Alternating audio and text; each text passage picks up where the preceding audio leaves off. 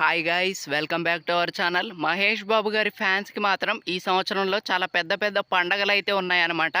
ఆ పండగలు ఏంటంటే ముందుగా వచ్చేసి ఒక్కడు సినిమా అయితే రిలీజ్ అవ్వబోతుంది. అది కూడా ఏప్రిల్ 26వ తారీఖు. అండ్ నెక్స్ట్ వచ్చేసి అతడు సినిమా అనమాట. ఈ సినిమా కూడా మ్యాక్సిమం మేలో రిలీజ్ అయ్యే అవకాశాలు అయితే కనిపిస్తున్నాయి. అండ్ ఇక నెక్స్ట్ వచ్చేసి 100 కోట్లు కలెక్ట్ చేసిన ఏకైక సినిమా పోకిరి సినిమా అయితే రిలీజ్ అయితే చేయబోతున్నారు. అండ్ ఇది కూడా చాలా చాలా మంచి సినిమా అనే చెప్పాలి.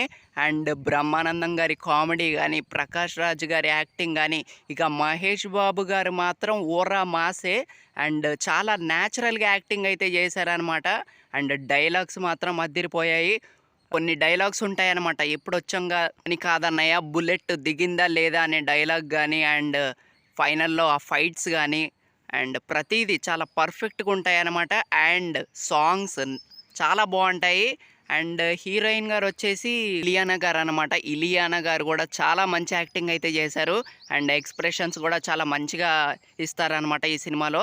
సో ఇది ఒక పెద్ద పండగనే చెప్పాలి. సో ఇది కూడా రిలీజ్ అవ్వబోతుంది.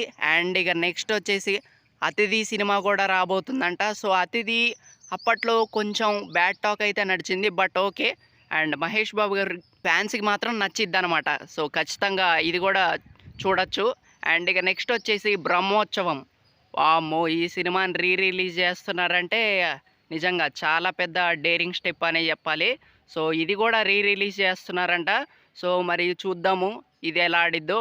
అండ్ ఇంకా చాలా సినిమాలు అయితే రిలీజ్కి లైన్లో ఉన్నాయన్నమాట. సో పండగే పండగ ఫ్యాన్స్కి మాత్రం నిజంగా. అండ్ నిజంగా సినిమాలు రిలీజ్ అవ్వటమే కాదు, రికార్డులని రాస్తుందనమాట. అండ్ రికార్డుల వర్షం అయితే కురిపిస్తున్నారు మహేష్ బాబు గారు.